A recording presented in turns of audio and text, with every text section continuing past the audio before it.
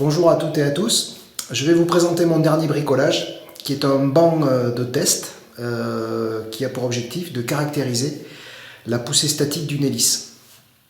Alors ce banc de test, je le développe dans le cadre de la fabrication de drones et l'objectif étant de valider au niveau d'un ensemble hélice, moteur électrique et carte contrôleur du moteur les paramètres de cet ensemble, c'est-à-dire le rapport entre la poussée et la puissance consommée, de façon à pouvoir bien dimensionner le drone par la suite et de façon à pouvoir, en fonction de la masse du drone, de la poussée nécessaire, en déduire quelle est la durée de vol ou quelle est la capacité de batterie qu'il faut amener pour avoir la durée de vol qui va bien.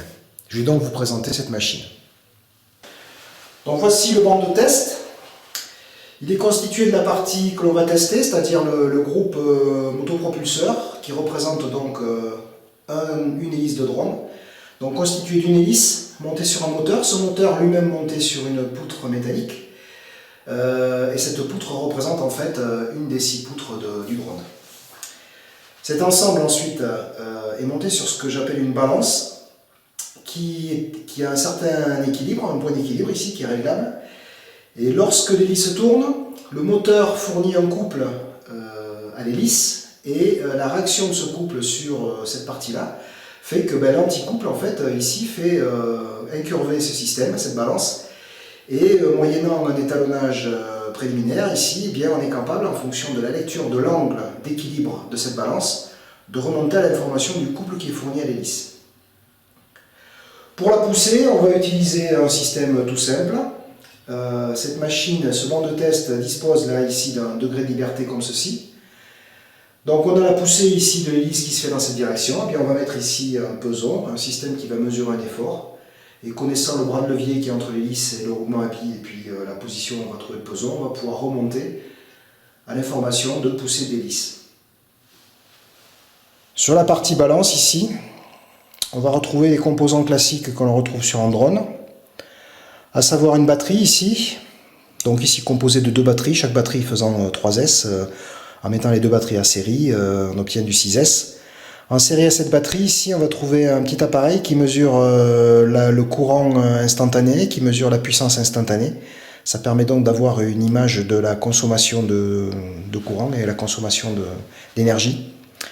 Puis on va retrouver ici une carte qui va envoyer de la tension sur l'ESC, qui est le contrôleur de la vitesse du moteur. Tout ça va être commandé par un récepteur, ici alimenté par une petite batterie.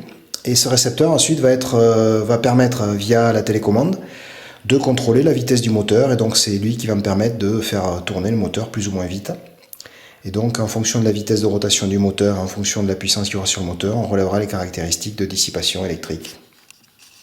Donc le système de balance ici est réglé pour être à l'équilibre à une certaine position angulaire. Et puis en fonction du couple de l'hélice, ici on a un petit cadran qui va indiquer quelle est la valeur angulaire.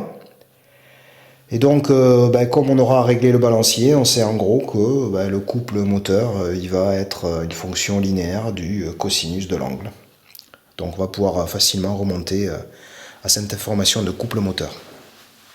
Bon, pour mesurer la poussée du moteur, on va utiliser un peson, ici, qui en fonction de la poussée du moteur, ici, va se trouver en position d'équilibre. Et puis on va lire directement l'information d'effort qu'il y a sur ce peson. Ce qui va permettre, via le rapport des bras de levier, de pouvoir déterminer quelle est la poussée effective de l'hélice. Voilà, donc là le système est installé. Maintenant je vais pouvoir actionner l'hélice. Donc je vais la démarrer ici avec la télécommande. Voilà, donc là on voit que l'hélice commence à tourner. Et puis on va pouvoir ensuite mesurer tous les paramètres en faisant varier la vitesse de rotation de l'hélice.